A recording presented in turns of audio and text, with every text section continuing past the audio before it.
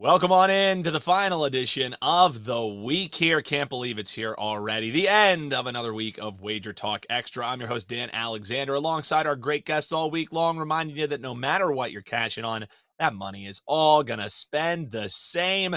And we got a two-pack for you today. Andy Lang going to be taking a look at the Martinsville racetrack in NASCAR action this weekend. He's got a best bet for you as well. And then Kyle Anthony going to come on, break down the UFC main event and his fight to watch for this weekend's UFC card. So got a jam-packed show, so let's get right into it. Welcome in the unofficial, yet official co-host of the show, Andy Lang, joining us. And Andy, I say we get right into it. What the heck was going on? Because NASCAR still just waving flags in the wind, I suppose. Stenhouse Award time. What are we looking at?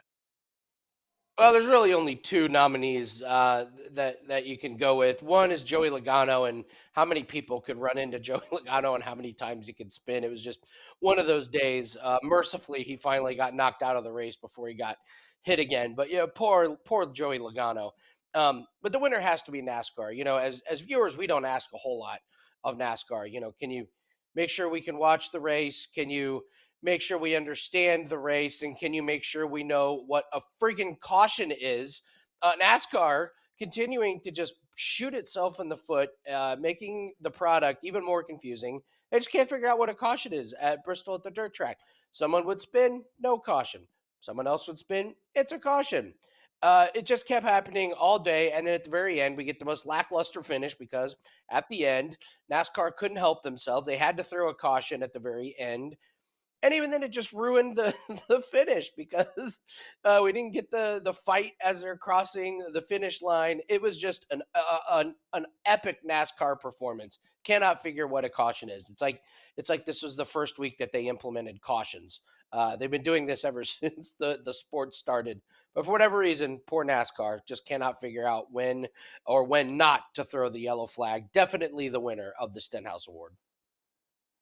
Yeah, an easy one when it's the organization itself. There's your Stenhouse Award. Hop below in the comments. Only really two that Andy could come up with. You can come up with any others from NASCAR action last weekend. But let's turn the page and look to Martinsville and just looking at the plays loaded already. I have a feeling you're less than enthused about this weekend's race, Andy. What should we be looking for from a betting perspective this weekend?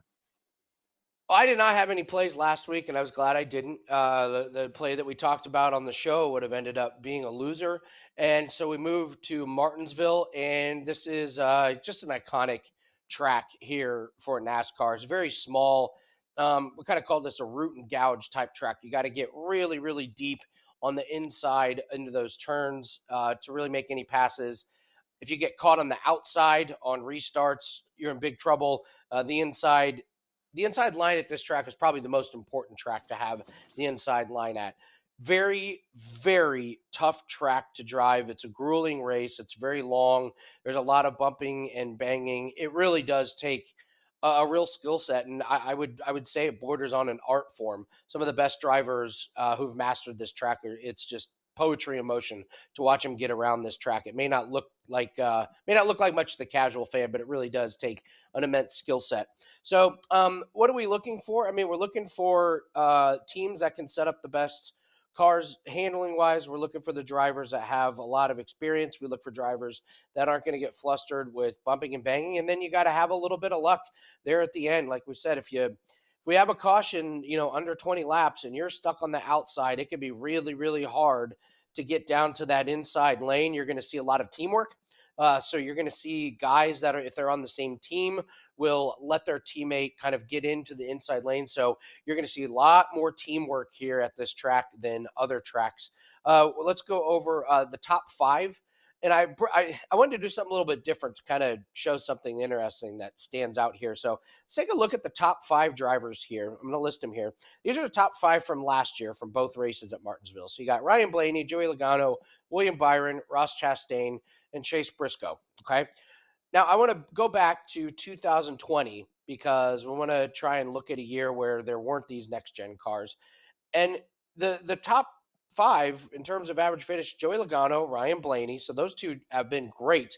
And then you've got Chase Elliott, Kyle Larson, and William Byron. So there's two things that you noticed. We mentioned the name Chase Elliott, and it looks like he's going to return from the broken leg this week. So I don't know if people are going to jump on the Chase Elliott, he's back train, or if they're going to jump on the I'm going to fade this guy because he's coming back off a broken leg. I think, to be honest, it's kind of a stay away.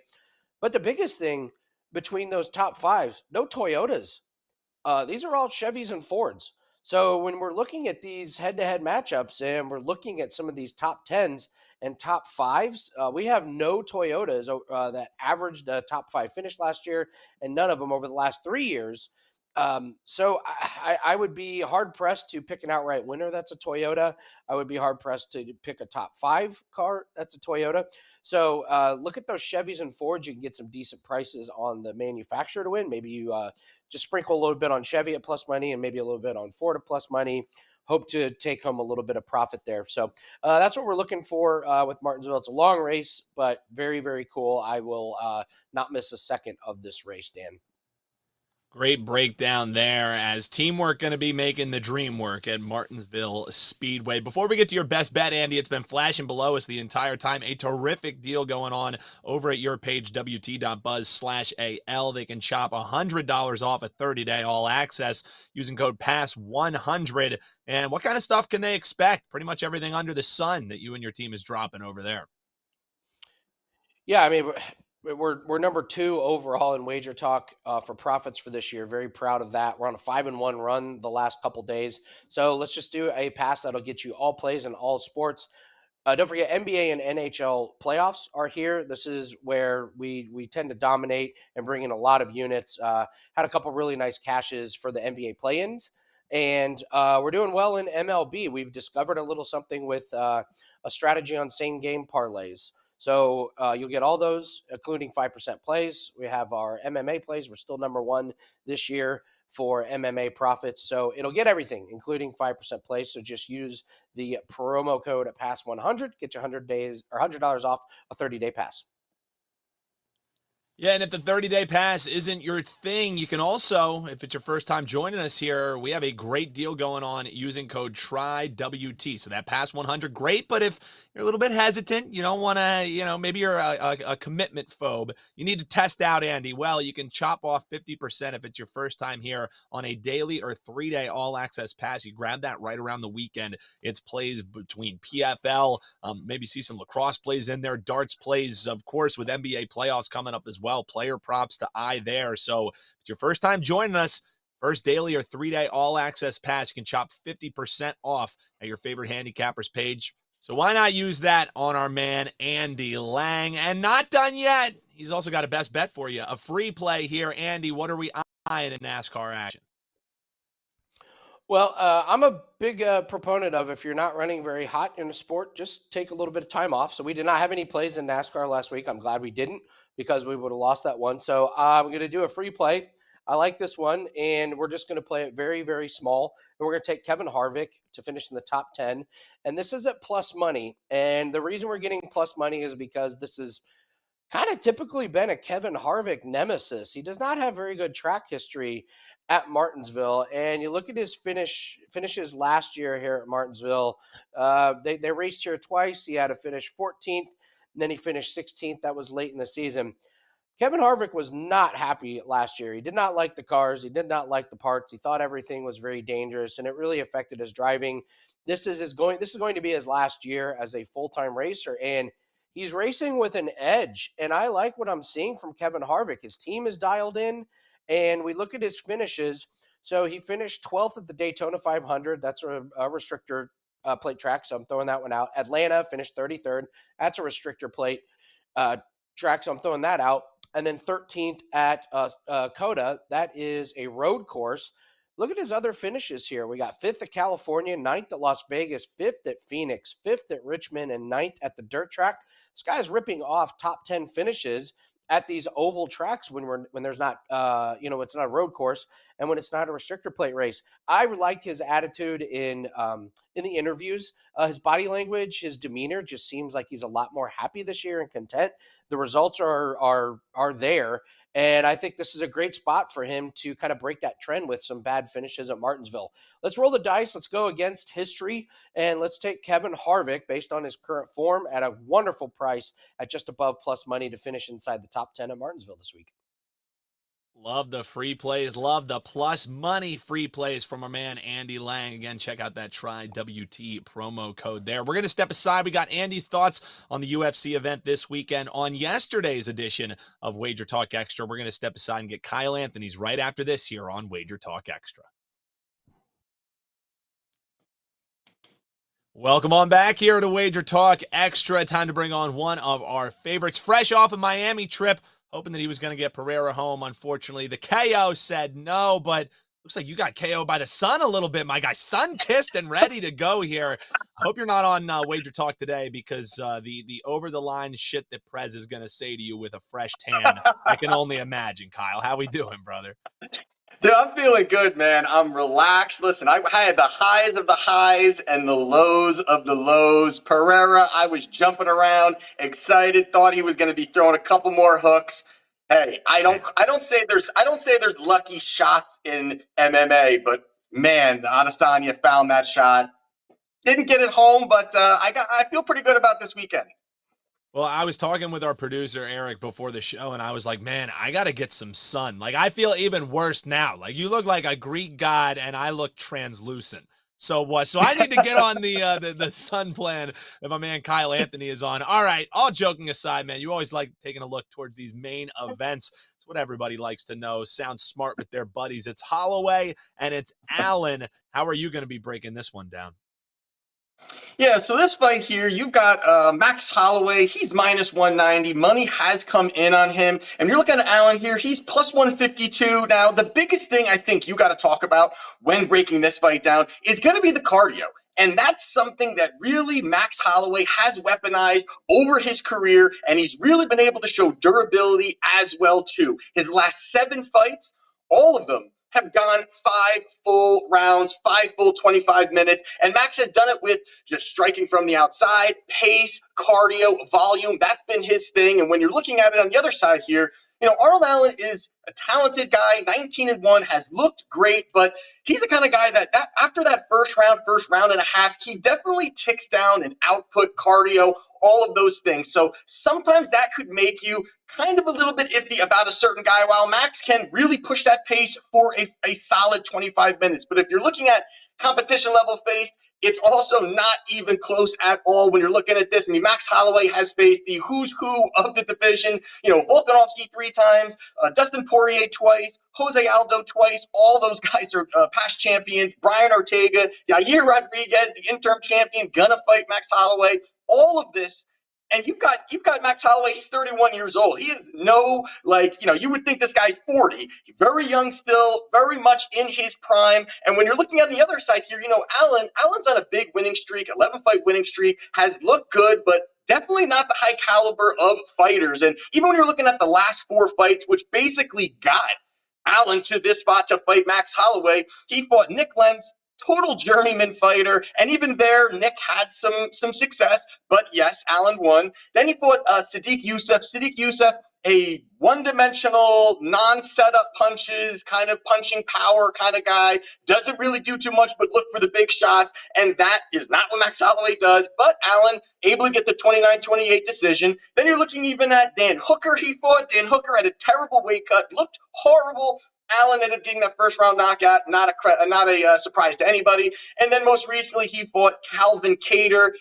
You know, Allen looked good in that first round, but Kattar does a jumping knee, blows his knee out, gets that first-round TKO, which counts, and he gets the victory. Now he's fighting Max Holloway. Those are very different paths, very different types of fighters that each of them have fought. If you look at technical skills, Max is way higher. I think that he's got the better footwork, the hand speed. I think that he targets different parts of the body very well, legs, body, head, mixing it up. And I think lastly, one of the most important things also of this fight besides the cardio is really the only path to victory that I do see for Allen is going to be a finish. And it's not really something that Max Holloway really does too much, get finished. He's only been finished one time since 2012, and that was against Dustin Poirier. So I think this is a spot where Max can work the volume, work the cardio, work over the time frame. I don't really see a finish here, although I do like and did place a wager Max minus 160. Now the price has gone up here, minus 190. I like Max via decision plus 180. I think is a great number. I think is the most likely outcome.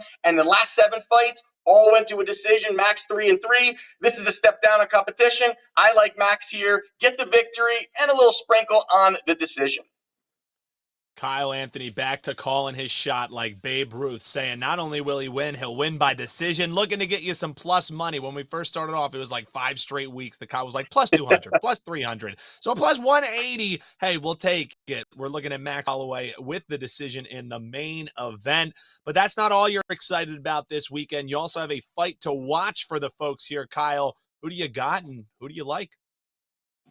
Yeah, so my fight here is going to be Ian Cutelaba minus 125 against Tanner Boser, who is plus 105. Now, this is a fight where it could be 2 big sloppy guys making mistakes, doing a lot of stupid shit, but I think there's an angle here that does make sense. So I think the first part here is Tanner Boser. He's moving down from heavyweight. Now, for me, normally when I'm capping fights, a guy that has not had success in a particular weight class and now is moving up or down and kind of trying to get away from the demons, hoping that there's opportunity and success in another division, escaping the losses. And Boser, 1-3 out of his last 4, has not looked good in certain spots, and he's small for the heavyweight division, which is why he's now in the light heavyweight division, the whole reason of the move. But this is the first time Boser has had to cut weight. I mean, he's never had to cut weight. He's the heavyweight, smaller part of the heavyweight division, so he's kind of been able to do what he wants. Here he's got to cut weight. That could affect his own cardio against a guy like Cutelaba who doesn't have good cardio. But the clear vulnerability of Tanner Boser is going to be his terrible takedown defense. He has terrible takedown defense. He has been taken down by multiple guys, controlled, held, and that's something that he just doesn't defend very well. Now you look at on the other side here where you've got, Ian Cutelaba. He's a wrestler. He has a sambo background. He is going to push the pace. He is explosive. Those are things that I think can help him. Over his last 5 fights, 23 takedowns. Now 2 fights, that was basically like most of this, but he will shoot for those takedowns. If it goes inside the clinch, I think he's going to have the strength advantage there too over Tanner Boser, where Boser, when he's been taken down, he's been very vocal about, guys holding me down, complaining, and he'll do all these complaining things, but he never fixes the problem. He still has a glaring hole in his takedown defense. Guys know it, and this is a spot where Cutelaba has to go with the path of least resistance, looking for the takedowns. Now, lastly, I think we all know that Ian Cutelaba has terrible cardio as well too, but he can win in the first round. And I'm kind of on the side where he can either get that first round finish or he wins that first round and can just kind of get some control time with these takedowns, lengthen this fight out a little bit, win one of the last 2 rounds, and get a victory if he does not find that first round victory. So I think there's a lot of holes here in Tanner Boser. I think it's a bad spot for him. So I do like Ian Cutelaba minus 125, I think is a good number, and I think that takedown and the success of that is going to be the downfall of Boser. So I like Cutelaba minus 125. Looking towards Cutelaba. It's the bulldozer versus the Hulk. And I love how I ask, what's the fight to watch? And you're like, it's just 2 sloppy guys just going to be throwing haymakers in the middle of the ring. That's the breakdown. We got an angle. Yeah, exactly. Hey, it doesn't matter whether they're sloppy or not. If we can make money on it, let's ride here. We're looking at Cutelaba laying the price there. Kyle, it's been flashing below. It might not be a 5% play, which has been one of the automatic back plays if you want to make money here at WagerTalk.com, just blindly riding with these top-rated plays from Kyle Anthony. But you do have a 4% play that you're liking. You have anything else locked and loaded for the card this weekend? Yeah, I do. So I got 3 plays right now in the package, feeling good about them, and probably going to have a 4th one before, everything tips off on Saturday. Excited about it. Some good spots, and let's make some money this weekend, man. None of these crazy last-second knockout stuff. Let's get some dominant wins, and let's make some money. I love to see it, and it's a perfect candidate if you're new to Wager Talk here of trying out that code TRYWT, TRYWT. You see it there on the screen. Your first daily or 3-day all-access pass, you can chop 50% off using that code TRYWT. You love to see it, and why not grab one of these top-rated plays? Get 3 plays from Kyle Anthony for half the price. Not too shabby there. Big thanks to Kyle Anthony. Big thanks to Andy Lang, because this is another week coming to a close here on Wager Talk Extra. Big thanks to my producer doing a terrific job behind the scenes, my man Eric. I'm your host, Dan Alexander, and best of luck this weekend. No matter what you're cashing on, that money's going to be green, so why not make it some of the sports we're covering right here on Wager Talk Extra.